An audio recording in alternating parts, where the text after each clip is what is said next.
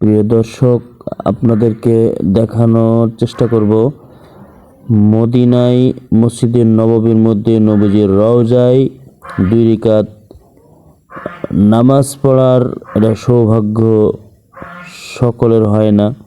তো এই সেই 2 রাকাত রিয়াজুল জান্নায় নামাজ পড়ার জন্য আমাদের হাজিদেরকে নিয়ে যাচ্ছি। এখানে যে কেউ যেতে পারে না, যখন তখন যেতে পারে না। এখানে সময় দিলে তারা সময় দিবে, সে অনুযায়ী নাম দেখে দেখে লিস্টটি দেখে দেখে তাদেরকে এখানে প্রবেশ করতে দেওয়া হয়। আমরা এই যে রিয়াজুল জান্নায় নবীজির রওজা পাকের সাথেই নামাজ পড়ব, এই জন্য আমাদের হাজিদেরকে আমরা ওখানে নিয়ে যাচ্ছি। দেখতে থাকুন। ওই যে দূরে যে দেখা যাচ্ছে, এটা বাবে জিব্রাইল আলাইহিস সালাম ওই দরজা দিয়ে নবীজির কাছে আসা যাওয়া করতেন।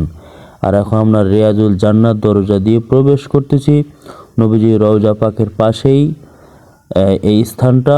এই যে আমরা চলে এসেছি রিয়াজুল জান্নায়, এখন নামাজ পড়ব আমরা। আল্লাহ পাক কবুল করুক। এখানে রিয়াজুল জান্নাহ এই জায়গাটুকু কিয়ামতের ময়দানে জান্নাতের একটা অংশ হবে।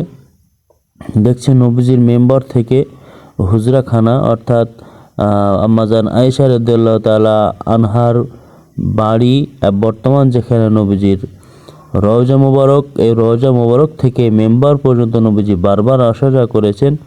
এই স্থানটুকু রিয়াজুল জান্নাহ বলা হয়। এখানে 2 রাকাত নামাজ পড়াটা সৌভাগ্যের ব্যাপার। তো আলহামদুলিল্লাহ, দেখতে পাচ্ছেন উস্তুনে হান্নানা, যে খেজুর গাছের হাত দাঁড়িয়ে খুঁটি বানিয়ে নবীজি আমার খুতবা দিতেন। উস্তুতে হান্নানাও কিন্তু এখানে দাফন করা আছে, তার উপর একটা থাম্বা দাঁড় করে দেওয়া আছে। তো দেখতে পাচ্ছেন এই সেই রিয়াজুল জান্নাহ।